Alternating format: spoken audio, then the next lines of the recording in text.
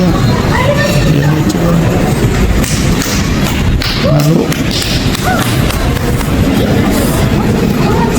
Halo malang manguya. Bakit ka pumelo? Luwa. Kaya dito ka manguya mat. Iya.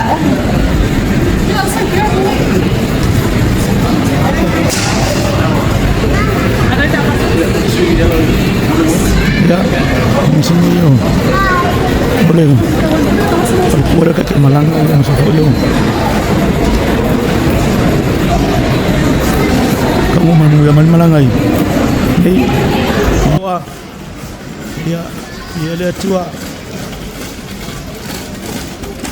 Kami my beautiful wife, my son Vincent. Yeah. San, Marugan. Ya, my.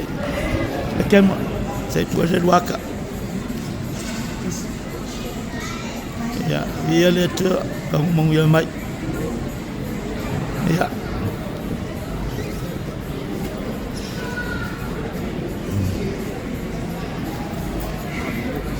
Ya. Ya. Kabati umayo Papatoetoe malo manguya.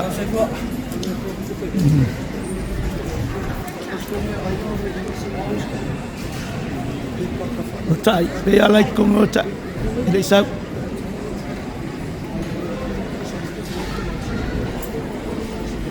Malo. Ya. Baik.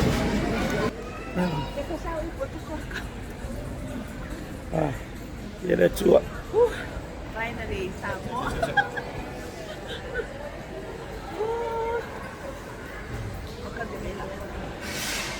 Ya, lagu ni Samoa kamu.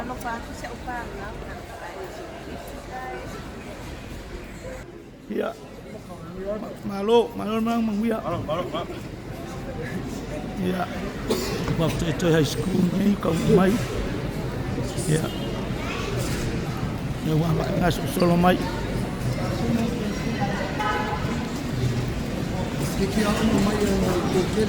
Ya. Malo. Ada ya lah Pak Samoa. Ya. Oleh Samoan Group lagi.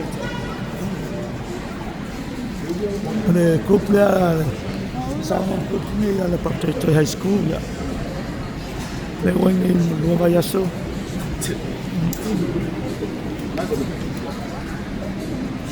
Ya.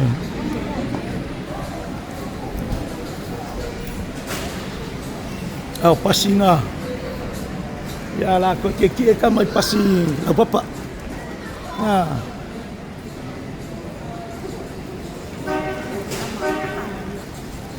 Ya, mau aku. Berbeda. Biasa.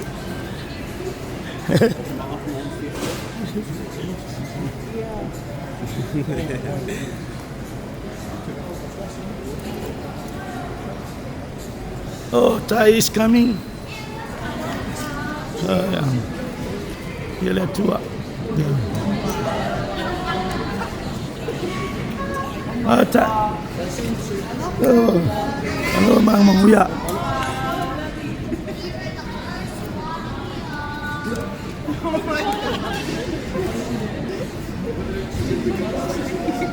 Ya. The voice. Ya. The Papatoetoe High School voice. Ya.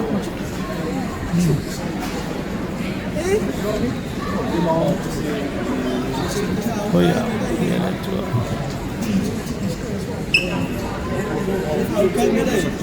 Abe wah hingga suka lagi kamu. Oh suka lagi lo abe ni. Ikong lo. Sorry. But remember you have to declare in your declaration form. Yeah, that's why they took.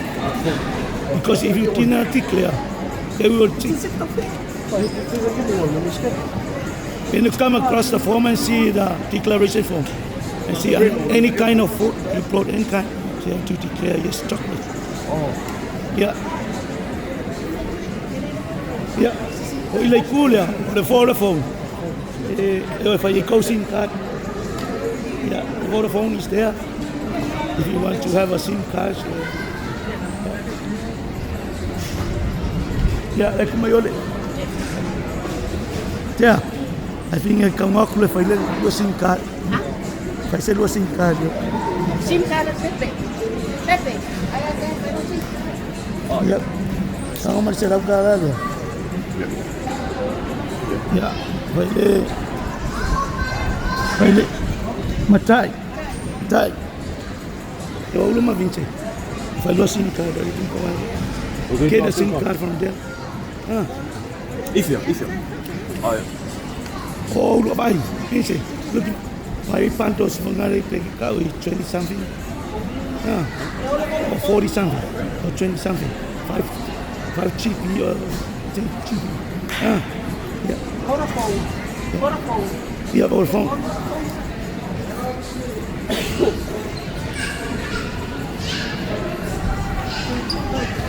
Aduh, malang mau ya.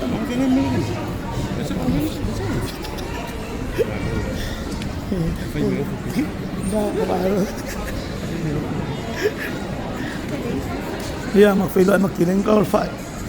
Ya. Sekia ya. Ya, may kamay kaya layer ng SAMOA. Iya. Ya. Kamu umay.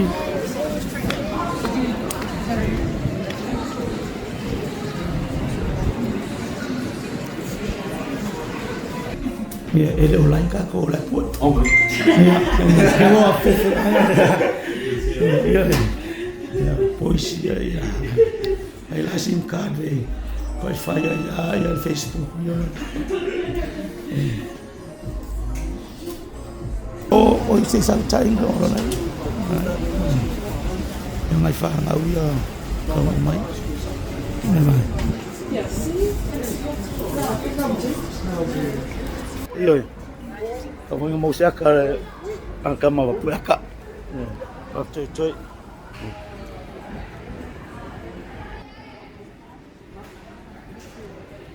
Hello. Ucawa nga.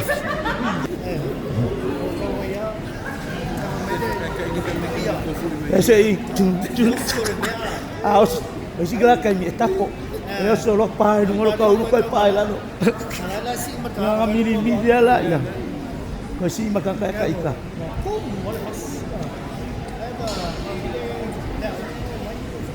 Ya, kain alam malanga wang ni Papa Timo Morisa, kain alam malanga. Ya, welcome to SAMOA.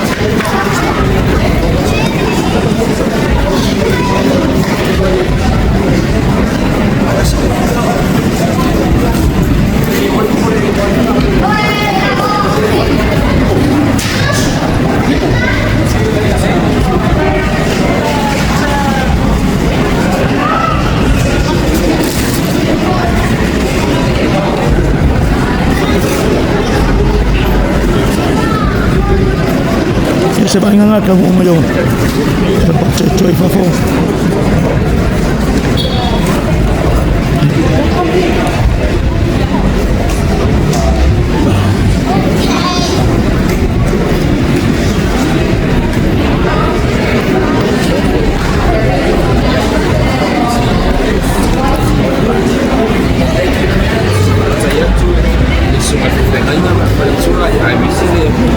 Ia boleh malu mantua tercapai dalam mantua ya motu calon sah ya boleh wafat calon tidak main ya saya nama I have 2 students here next to me. Okay, this is Matt.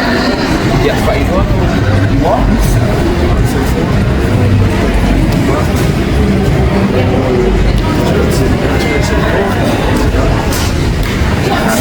Ya, oh ya, oke, untuk bisa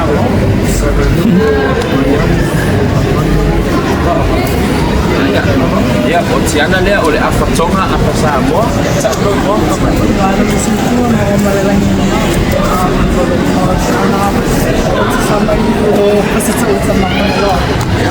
saya dia di sini orang fana, kalau singa o tiana I la ko singa sutu. O nete I la ko singa sutu noa. Thank you, parents. We're just going to take the camera around. You can see what everyone's up to and feel free to comment something and so the kids can see. Right now they're just getting the SIM cards because you know the kids can't go without SIM cards. And then some are exchanging their money and then we're going to head into the buses. Our transport is a little bit Aulele transport and then we're going to head to the Vasa Resort and Maputa. Yeah, so it's for this channel is taking room and check out the tickets. Take.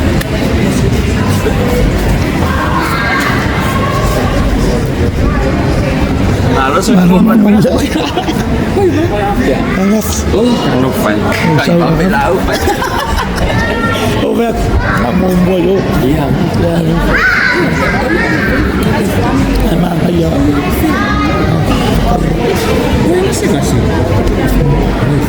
Eu faço cair ali, eu como na mesa de CD. E a gente não te força, não é? E ele ali o como claro, mas se stress, você precisa de uma coisa check-in, sama faz se nervoso. Ora meu lá eu não te posso. Time ne foi ele faz. Iya. Eu vou com isso. Pada orang minggu. Lepas saya kagak bisa pakai. Angin. Bis saja. Nah ya. Saya mereka lihat kamu malah pakai. Eso foi uma pele isso. Iya. Isso vai dar pau ya kamu.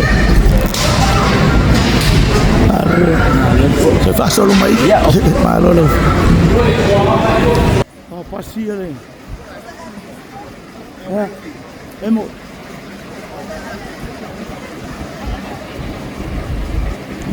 Oh, lumayan pas. Ako nga.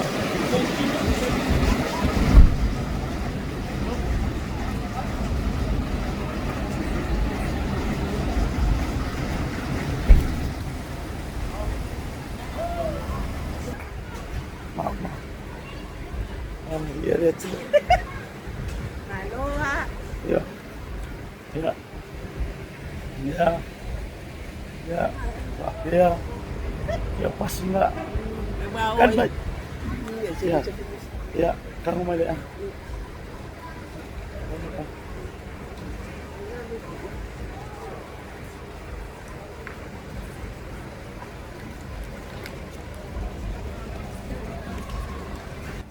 Ya, pois sing awa.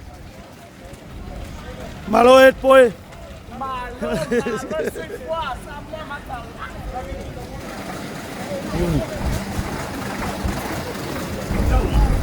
Alba yang ala po. Pois.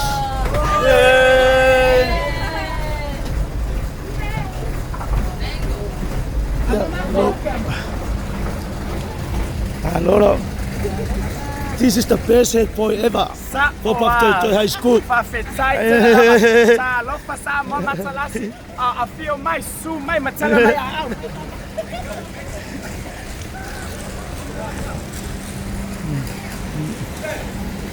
See you there. Okay, wakashima. Yeah. Okay, make muda kuat.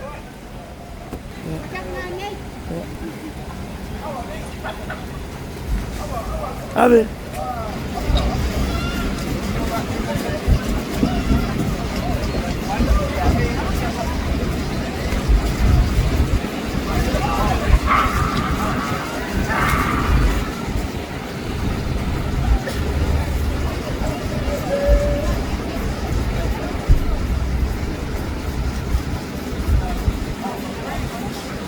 Nyo sa bahay mga Papatoetoe High School. Ala semua muami kau umai profesor di Kongo le.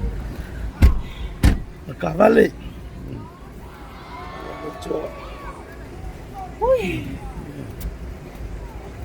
Finally home. Yeah, here in Samoa, our beautiful country. Yeah, finally all come anyway. Yeah. Kau menguya mana ngaya. Maka Papatoetoe High School. Yeah, kau lo foyo. Papatoetoe fakuri. Kaukilangi. The heart of Auckland.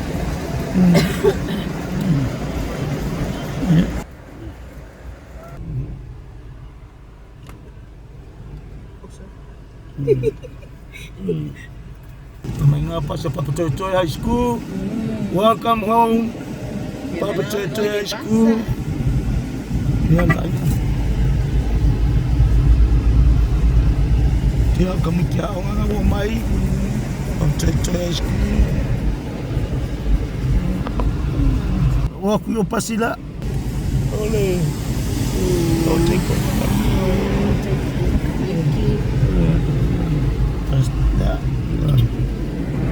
No.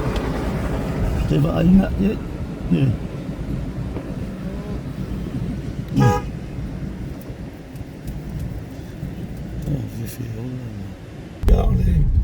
Oh, may ilang umur semua. Ya. Oleh semua oleh Papatoe, oleh Nafu. Oleh ang Papatoetoe lawa la kuman la ko pasi. Ang Papatoetoe.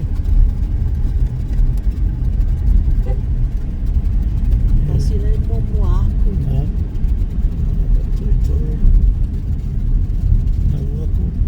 Kalau mula kayo magkabal leo.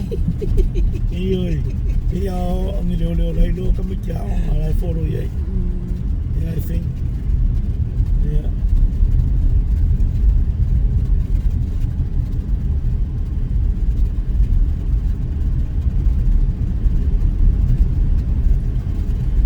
Yeah.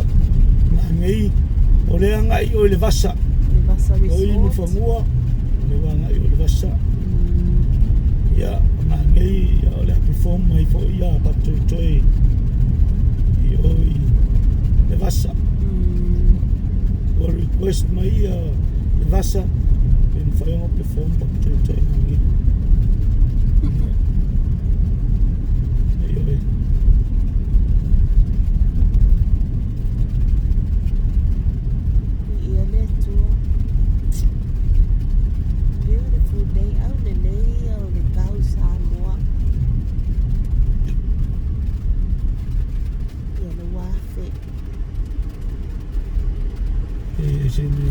Nah, aku sih. Ya. Pui hokawana kakowana. Iya, pasi. Mai ngai ka mai ke fifi bella le la. Iya. Mai ngai ka mai ki fe ka wi male bella Samoa.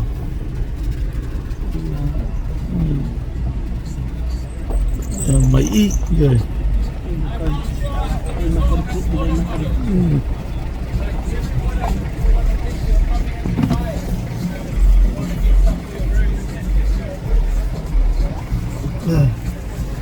udah kai malangan lah. Kai malangan na ako may. Yoy. May i.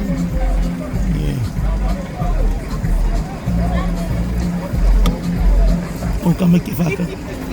Ja, essa peixe foi.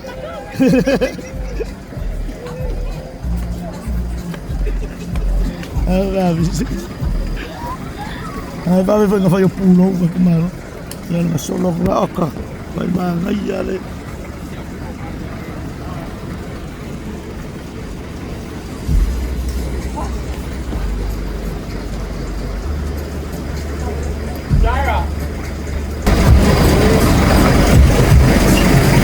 Hello everyone, we have finally arrived in Samoa. Yo masuk main di Papatoetoe, Papatoetoe Chinese dance now. Just gonna get up to there. How's it going?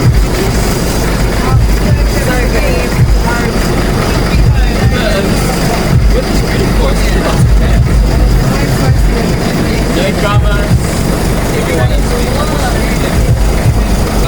I'll ask inside to the shop.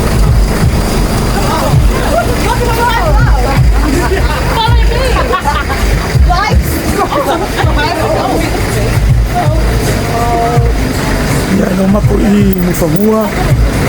Kasi fo fale ko mo mai le. Papatoetoe. Ya.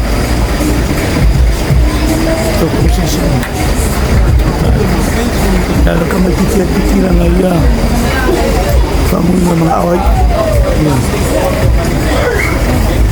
Iya, ada day makan macam orang.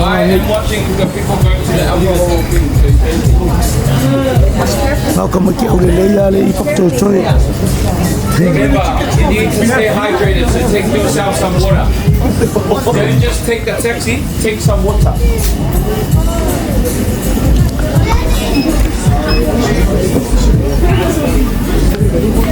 Gimana sebalik makan ngopi enggak?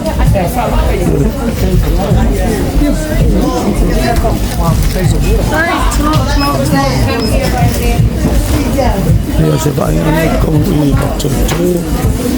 Mai fahangau. Ya. Ya, oleh iwan mele mga umiyak.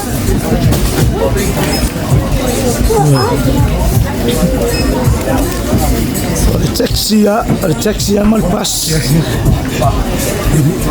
Taxi mal train le mga umiyak.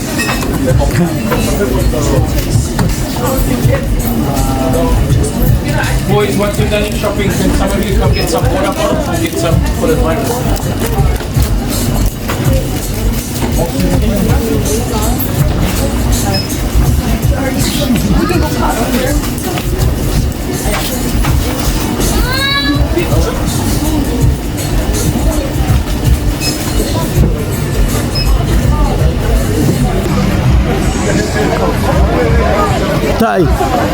Tai, move away from something lupa madunga ya.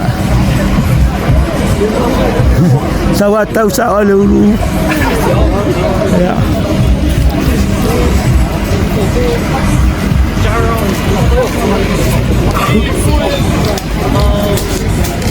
Siapa yang oleh ofisa?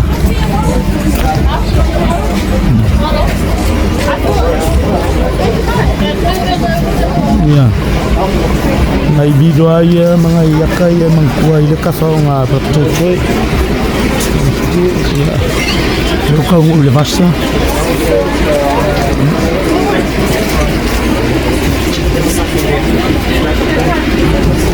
Ako mangkuha le YouTube pa, le PLA.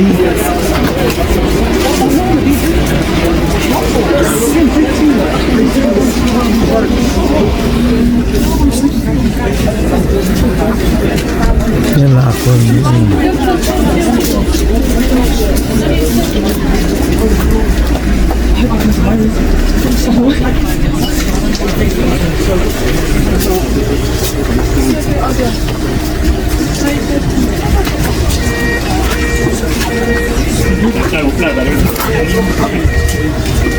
Kalau